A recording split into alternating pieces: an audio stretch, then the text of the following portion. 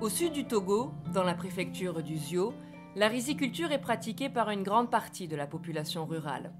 Les parcelles où le riz est cultivé sont appelées casiers. Du bon aménagement de ces casiers dépendra la bonne gestion de l'eau et la préservation des parcelles exploitées.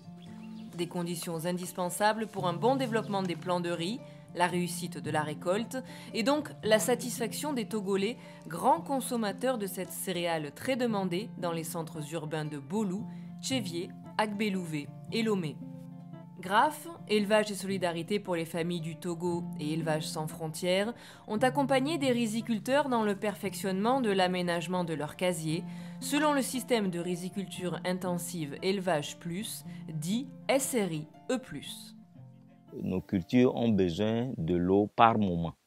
Donc si nous ne faisons pas l'aménagement qui consiste à délimiter des parcelles sous forme de casiérage, les cultures n'auront pas accès à l'eau.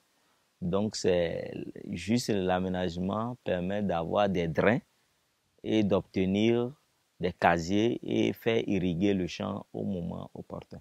On a deux types d'aménagement. Il y a la maîtrise totale où l'eau est disponible en tout temps.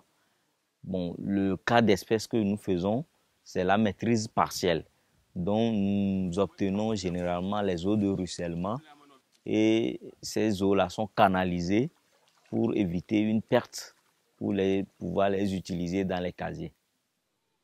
Pour pouvoir réaliser les travaux d'aménagement, il y a d'abord l'étape primordiale que nous appelons l'identification des sites.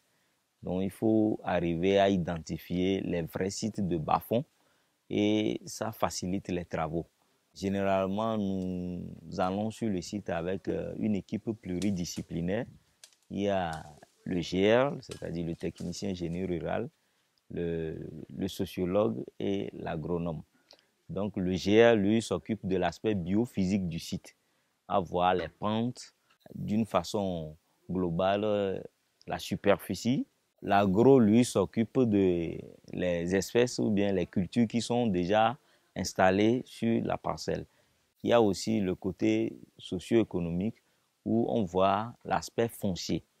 Le terrain appartient à qui? Et les exploitants, est-ce que c'est des autochtones ou bien c'est des allochtones? Compte tenu de la complexité de certains sites, nous faisons appel aussi à des topographes qui font des levées topographiques pour faire sortir les courbes de niveau, pour qu'on puisse avoir les diguettes selon les courbes de niveau. Tout ça là réuni nous amène à élaborer de façon participative le schéma d'aménagement. Toujours dans le cadre des travaux de préparation du site, il y a aussi l'étape de recherche des piquets. Ces piquets vont servir à matérialiser les diguettes, les drains et les casiers sur le terrain avant leur confectionnement.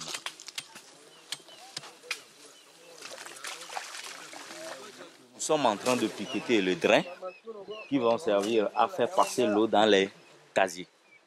Donc ça constitue notre drain principal. Donc les éléments sont en train de faire le piquetage tout au long du drain.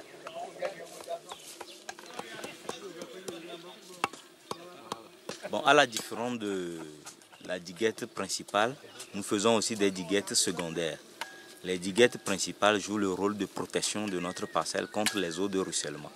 Et les diguettes secondaires constituent les séparations entre les parcelles pour faire le casiérage.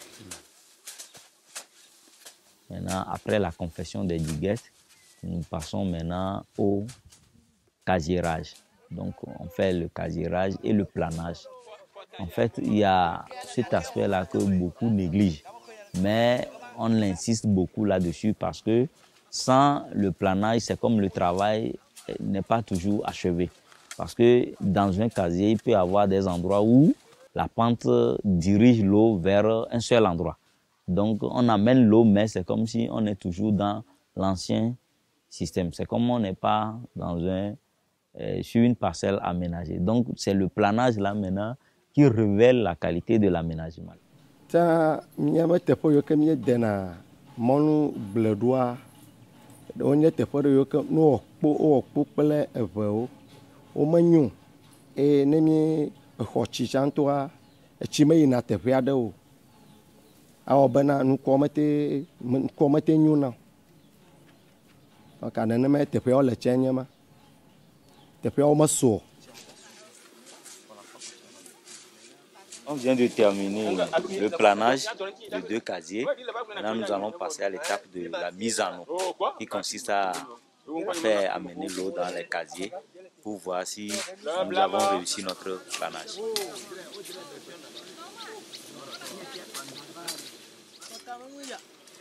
À partir du drain principal, nous alimentons le drain secondaire et du drain secondaire maintenant les casiers.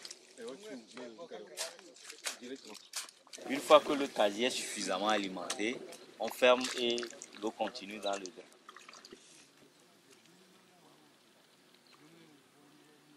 Généralement, après les travaux, nous attendons la toute première pluie pour voir le comportement des ouvrages. Donc ici, nous appelons les ouvrages les drains, les diguettes et quelques petits ouvrages en maçonnerie. Ça dépend du site qui permet de régulariser le niveau de l'eau. Il arrive des moments où carrément on voit qu'on s'est trompé par endroit.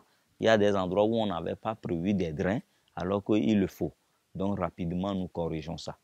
Et après cette petite correction, à la fin même des campagnes, c'est-à-dire avant de recommencer une nouvelle campagne agricole, nous essayons de corriger, de remettre en place ces ouvrages-là. Na eyo kene le miotɔ miamagblɔ miedena tsa kple dzadzraɖo yi ko va dzra miaƒe anyigba woɖo na mia. Ewɔ be fifia toa edɔ mia dzi. Ewɔ be nuku mɔluku kewo miedodom fifia la edɔ mia dzi eye miexana nu zã. Ekpe ɖe mia ŋuti be ale mieɖuna ya ne etsi tsã migaɖuna ya ne etsi nenema o. Eye nuku yiwo ke miedona na be nukuwo kpɔna tsi le ɖoɖo nyuitɔ me. Avec ces travaux d'aménagement, on a augmenté l'humidité. C'est-à-dire que d'année en année, l'humidité s'installe. Quand vous avez une parcelle aménagée, au fur et à mesure que l'eau séjourne dans les casiers, on augmente le pouvoir d'infiltration du sol. C'est-à-dire l'eau s'infiltre suffisamment, contrairement à si on laisse l'eau s'écouler naturellement. Donc, plus on aménage, plus l'infiltration augmente. Il arrive que des moments où on constate qu'on n'a pas l'eau dans les champs, mais quand même, il y a assez d'humidité dans le sol pour que les cultures ne souffrent pas.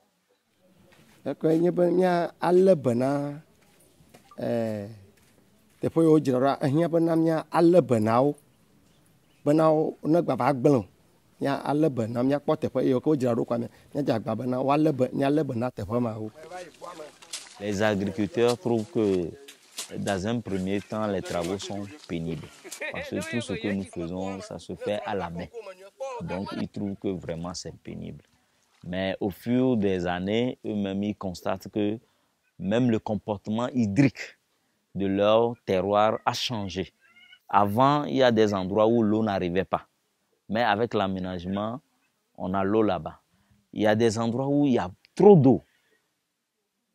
Mais avec l'aménagement, on a vu que cette quantité-là a quasiment disparu. Donc, ils apprécient déjà après la réalisation des travaux. Maintenant, au fil des années, ils s'en rendent compte aussi que façon dont le bas-fond, ça sèche au moment des périodes sèches, ça ne se fait plus comme ça. Donc, ça leur demande même d'aller vers les cultures de contre-saison.